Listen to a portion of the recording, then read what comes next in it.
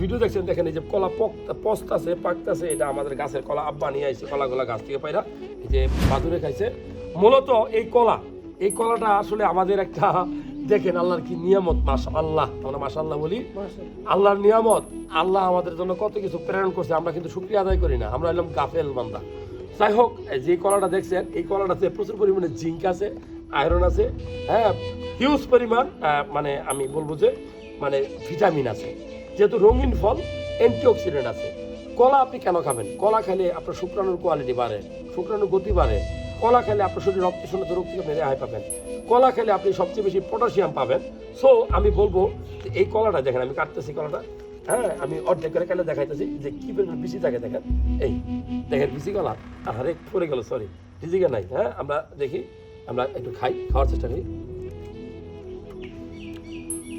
মানে তো অনেক মজা, অনেক বিচি। আপনি কি বিচি ফেলে দিয়ে খাবেন? না, বিচিটা তো আসল।